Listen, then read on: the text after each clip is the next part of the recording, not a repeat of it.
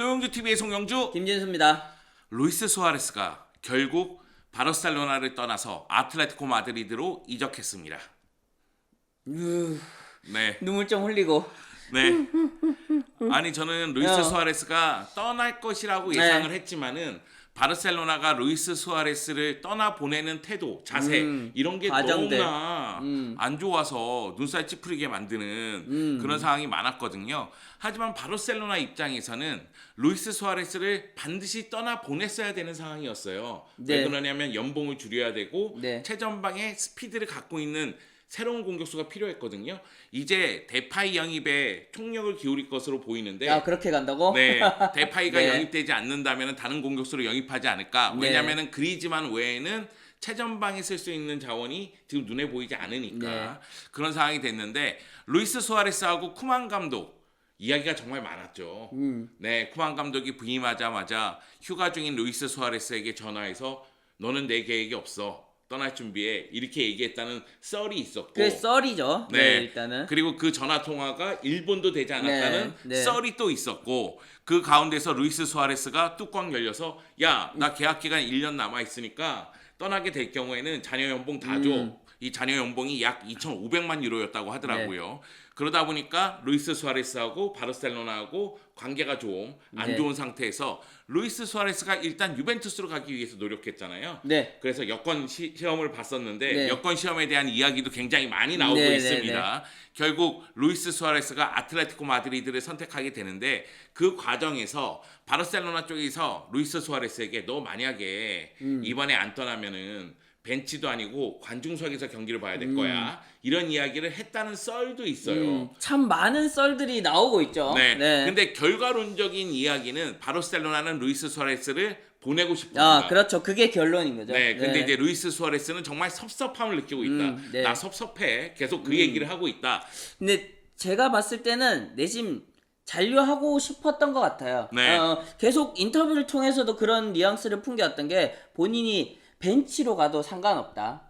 남아서 이제 팀에 공헌할 수 있을 때까지 계속 공헌하고 싶다는 표현을 해왔는데 아무래도 아까 말씀하셨다시피 그런 연봉적인 문제도 있고 팀을 전체적으로 구조적으로 뭐 대대적인 개혁을 해야 되는 그런 숙제를 안다 보니까 수아레스가 거기에서 지목을 받고 떠나게 되는 그런 네. 상황이 된 것 같아요. 저는 지난주 뉴스를 봤을 때는 유벤투스 가는 거 결렬. 네. 그러면은 아틀레티코 마드리드 관심 갖고 있다. 시메오네 감독이 뭐 엘리케 회장이라든가 기르 회장 만나서 이야기를 나누고 있다. 네. 그 얘기까지는 접했거든요. 네. 그리고 나서 쿠만 감독이 만약에 네가 남는다면 너는 내 계약 안에 들어올 거라고 얘기했다는 보도도 있었어요. 네, 그러니까 이 언론에서 나오는 이야기들을 그대로 다 받아들이면 안 되고 이 잘 봐야 돼요. 그러다 보니까 이 인용을 통해서 나온 것들도 있고 직접적인 인터뷰를 통해서도 나온 것들도 있고 정말 그렇다더라 썰도 있고 기자들의 이런 약간 사견이 섞이는 기사들도 있거든요. 네. 근데 지금 워낙 말들이 많다 보니까 지금 쿠만과 수아레스 구단의 이런 삼각관계에 대해서 정확하게 알 수 있는 사람이 있겠느냐 당사자들 말고는 그런 좀 의심은 들고 그럼에도 수아레스가 그렇게 깔끔하게 떠나지는 못했다. 좀 앙금이 있을 것이다 라는 네. 생각은 들죠. 마지막 나온 보도에 따르면은 아틀레티코 마드리드는 시메오네 감독이 원하면서 에니케 세레소 회장이 그것에 대해서 설득을 당했대요. 네. 그래서 이제 협상을 하는 과정에 있어서 바르셀로나에 있는 바르토메오 회장이 야, 아틀레티코 마드리드는 라이벌이기 때문에 안 돼. 그러니까 이제 수아레스는 또 뚜껑 열린 거지. 나 가라며. 그러니까 가라고 할 때는 언젠데. 그러더니 왜 이래? 그러니까 이적료 받기 전에 안 돼. 뭐 이런 얘기가 나왔죠. 그래서 결국은 이적이 성사가 됐을 때 수아레스의 이적료가 600만 유로로 네. 책정이 됐다는 이야기가 나왔습니다. 600만 유로도 굉장히 저렴하다. 네. 지난 시즌 몇 골로인지 생각해 보면은 야, 이 600만 유로는 정말 저렴한 가격에 맞아요. 여전히 준수한 기량을 네. 보여주는 공격수를 영입했다라고 볼 수 있죠. 한 시즌에 20골 이상 넣을 수 있는 선수잖아요. 물론 이제 지난 시즌 같은 경우에는 라리가에서 16골을 기록하긴 했지만은 지난 시즌은 부상도 있었고 네, 그렇죠. 그리고 컨디션 조절에도 문제가 있는 네. 시즌이었으니까 그런 점을 감안했을 때는 루이스 수아레스를 600만 유로에 영입한 것은 뭐 아틀레티코 마드리드 입장에서는 그렇게 나쁜 건 아니다. 땡큐지. 네, 거기다가 어. 바르셀로나에서 받는 연봉이 약 3천만 유로라고 해요. 네. 아까 전에는 뭐 자녀 연봉이 2,500만이라고 네, 얘기했는데 네. 이제 세후 연봉이고 네. 네, 3천만 유로 정도 된다고 하는데 아틀레티코 마드리드에서는 1,500만 유로 정도를 수령한다고 네. 하더라고요. 그러니까 루이스 수아레스도 자신이 약간 내리막길이니까 어느 정도 감안해서 갔다고 합니다. 네. 거기다 루이스 수아레스가 아틀레티코 마드리드로 이적하는 데 있어서는 대표팀 동료인 고딘 이야기도 많이 들었고 네. 그리고 바르셀로나 동료인 그리즈만 이야기도 많이 들었다고 하더라고요.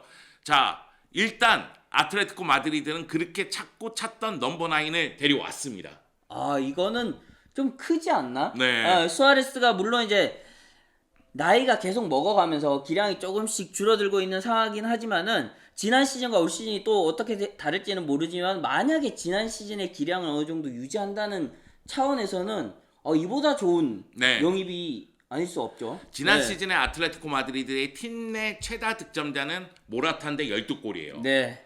근데 정말 폼이 안 좋았었던 루이스 수아레스가 지난 시즌 16골이에요. 네. 네, 그런 점을 네. 고려했을 때는 아틀레티코 마드리드는 그렇게 오랫동안 찾고 찾았던 넘버 9을 데려왔다고 저는 네. 평가를 합니다. 모라타가 유벤투스로 가면서 이제 루이스 수아레스 중심으로 공격 라인이 좀 네. 개편될 가능성이 있죠. 네. 물론 일부에서는 그런 얘기를 해요. 시메오네 감독의 전술이 4-4-2 포메이션을 바탕으로 해서 빠른 역습에 의한 득점을 추구하는데 수아레스는 스피드, 기동력 이런 쪽에 문제가 있기 때문에 수아레스가 아틀레티코 마드리드에서 과연 성공할 것이냐? 저는 그 반대의 얘기를 드리고 싶습니다. 빠른 역습에 의해서 골을 넣을 수 있는 선수들은 앙헬 코레아도 있고요. 주앙 펠리스도 있고요. 마르코스 알론소도 있고요. 그리고 야니 카라스코도 있어요. 오히려 아틀레티코 마드리드가 전체적인 득점력이 낮은 것은 아틀레티코 마드리드를 상대로 수비 라인을 내렸을 때 지공 상황에서 그걸 파괴할 수 있는 힘이 있느냐의 문제예요. 네네. 그런 상태에서 봤을 때는 루이스 수아레스는 굉장히 잘해줄 것이다. 여기에 시메오네 감독은 루이스 수아레스의 득점력에 초점을 맞춘 전술을 당연히 구사를 그렇겠죠. 하겠죠. 네네. 그럼- 이 공격수를 살릴 수 있는 방안을 쓸 것이고 그러기 위해서 데려왔다고 생각되거든요. 예. 아틀레티코 마드리드가 사실 에너지가 좋은 팀이고 수비적인 그런 역량이 뛰어난 팀이지만 앞서 말씀하셨다시피 그런 공격에서의 기복 이런 것들이 굉장히 문제가 됐잖아요. 네. 그렇다면은 아니 수아레스라는 이런 걸출한 득점원이 있는데 이 선수의 맞춤형으로 공격을 새롭게 재편해야 되지 않겠는가? 그런 생각이 떠오르는 거죠. 물론 지금 이야기한 부분도 많은 의문점이 남는 부분이긴 합니다만 또 다른 의문점들이 몇 가지 있습니다. 다른 한 가지는 불같은 시메오네와 어. 네, 악동이 만났다. 네. 이거 틀어지면 문제 된다. 네. 네, 맞습니다. 틀어지면 문제가 되겠지만은 시메오네도 넘버 9에 찾고 찾아서 데려온 것이고요. 루이스 수아레스 바르셀로나 정말 떠나기 싫었는데 이 구단주의 태도 보내야 된다. 거의 내쳐지는 분위기로 떠나왔잖아요. 네네. 그래서 칼을 갈고 만났을 가능성이 있다. 그렇죠. 이런 게 약간 동기부여가 될 수가 네. 있는 거죠. 그 네. 얘기는 뭐냐면 루이스 수아레스가 기동력이 떨어졌어도 시메오네 감독이 원하는 수비적인 전술적인 임무도 할 가능성이 있다. 내가 진짜 힘들지만 좀 더 뛰어서 압박한다. 그럴 수도 있다는 거죠. 있다는 거다. 네. 예, 저는 근데 뭐 수비적인 문제는 또 그대로 드러낼 수도 있다고 봐요. 근데 그런 것들을 보완하는 어떻게 보면 아틀레티코 마드리드의 수비 전략이 갖추어질 것이라고 예상이 되고 공격 쪽에서는 확실히 후방의 주앙 펠릭스라든지 카라스코라든지 이런 선수들의 지원을 받은 수아레스의 득점력은 또 한번 빛날 것이다. 네. 그리고 과거에 다비드 비아가 바르셀로나에서 아틀레티코 그래요. 마드리드로 건너가서 또 중요한 역할을 했었잖아요. 수아레스도 어떻게 보면 약간 그런 장면이 오버랩 되기도 해요. 네. 사실 아틀레티코 마드리드가 과거에는 최전방 스트라이커가 빛나는 팀이었어요. 그렇죠. 네, 아구에로 있었죠. 포르란이 있었죠. 그죠, 토레스도 있었죠. 네, 토레스도 있었죠. 뭐 디에고 코스타 한때 완전히 폭발했었잖아요. 네. 근데 이제 디에고 코스타가 잉글랜드로 떠난 다음부터는 삽질에 거듭하는 그런 네. 안타까움이 있긴 했었는데 자, 루이스 수아레스가 왔습니다. 이보다 좋은 카드는 없어요. 라리가 이미 적응을 마친 상태고 그리고 경쟁팀의 넘버 9을 데리고 온 거예요. 네. 그거는 어찌 본다면 아틀레티코 마드리드 입장에서는 우리는 이런 야망을 갖고 있어. 이걸 팬들에게 또 보여주는 셈이 됐습니다. 결국 루이스 수아레스가 얼마나 많은 골을 넣느냐에 따라서 아틀레티코 마드리드의 이번 시즌의 성적은 달라질 가능성이 있습니다. 리그 20골 가능? 저는 20골 가능하냐에 따라서 하냐에 따라서 말고 네. 가능? 그 근처에서 왔다 가지 않을까? 네, 전 17골에서 23골 사이라고 생각하거든요. 그 정도만 해도 아틀레티코 마드리드에겐 굉장한 전력이 아닌가. 네, 저는 그렇게 지난 생각해요. 시즌보다 더 많이 넣을 거라고 생각해요. 네, 그거 저도 그 정도는 가능하지 않나 생각은 들어요. 예, 그만큼 또 아틀레티코 마드리드에서 지원을 확실하게 받을 거라고 생각이 들거든요. 네. 바르셀로나에서는 물론 메시의 지원을 많이 받았지만은 팀적인 차원에서는 좀 뭐라 그래야 될 계륵 같은 그런 문제를 일으켰잖아요. 근데 아틀레티코 마드리드는 어떻게 보면 킹 수아레스 체제로 또 약간 개편할 수도 있는 그런 기대감도 있죠. 저는 솔직히 아틀레티코 마드리드 공격의 리더가 그리즈만 떠난 다음에 누군지 모르겠어요. 네. 그러니까 지난 시즌에 주앙 페리스는 성장하는 관계고 마르코스 알론소는 후반기에 터졌고 네. 디에고 코스타는 계속 삽질했고 마르코스 요렌테 마르코스 굉장히 요렌테요. 잘했었죠. 네. 그리고 그 알바로 모라타 같은 경우에는 12골을 넣긴 했지만은 몰아서 넣었거든요. 네네. 좀 그러니까 여러 가지 문제가 다 있었다는 그렇죠. 거죠. 네. 그 점을 고려했을 때는 제가 느끼기에는 루이스 수아레스가 가서 피니셔 역할도 하겠지만은 공격에서 중심 역할도 할 수 있다. 그 얘기는 아니 미끼 역할을 하면서 다른 선수들에게 공간을 만들어줄 수도 있는 거예요. 네. 누굽니까? 루이스 수아레스예요. 원터치, 투터치로 언제든지 골을 넣을 수 있는 스트라이커란 말이에요. 그렇기 때문에 당연히 수비가 붙을 가능성이 큽니다. 여기에 아틀레티코 마드리드가 바르셀로나 만나서 최근 고전을 많이 했는데 네. 그 중심에는 루이스 수아레스가 또 있었죠. 네네. 근데 이번에는 바르셀로나가 고생할 가능성이 또 있다. 그렇죠. 네, 네네. 칼 갈고 나온 루이스 수아레스는 야 이거 뚫어낼 거야 안 뚫려 그럼 무는 애예요. 그러면은 항상 승점을 읽던 경기에서 승점을 가져올 수도 있는 그런 또 승점 6점짜리 그런 경기에서 강한 면모도 보여줄 수 있겠고 올 시즌에 또 한번 기대를 해볼 네. 수 있겠네요. 가장 중요한 건 그거예요. 아틀레티코 마드리드가 지난 시즌에 무승부 경기가 16경기가 그래요. 네. 네, 그 얘기는 뭐냐면 아틀레티코 마드리드가 수비력이 단단하지만 파괴력이 부족해서 약팀을 상대로 확실하게 승점을 획득하지 못했다는 얘기예요.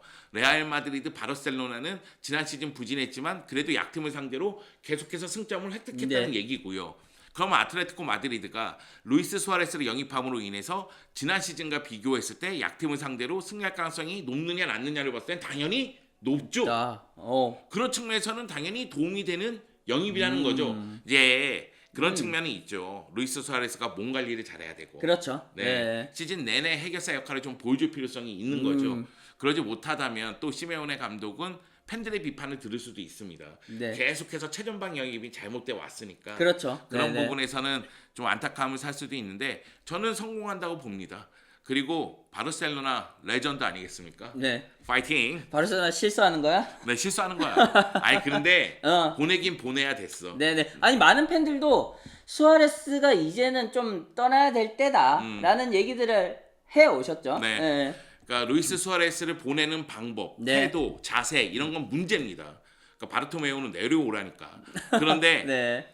떠나야 된다는 그 사실은 변함은 없다고 저는 생각을 해요. 왜 그러냐면은 쿠만 감독이 올 시즌에 성공하든 성공하지 못하든 일단은 다음 감독이 왔을 때 조금 더 편안하게 팀을 이끌 수 있는 배경을 좀 만들어줄 필요성이 있고 네. 루이스 수아레스, 부스케츠, 메시가 전체적인 기동력을 떨어뜨리는 상황이었다면은 네. 이 중에서 메시는 중심이니까 계속 주전, 부스케츠는 서브 받아들임. 네. 그러면 결국은 루이스 수아레스를 내보내면서 전체적인 재정을 좀 탄탄하게 가져갈 필요성이 있었거든요. 그래서 떠나는 건 떠나는 건데 레전드잖아요.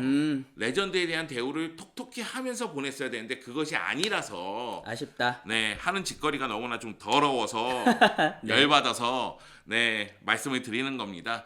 여하튼 루이스 수아레스 잘 가고 열심히 해. 그리고 나는 아틀레티코 마드리드에서 네가 성공한다고 본다. 응원할게. 아약스 오지. 파이팅. 자식.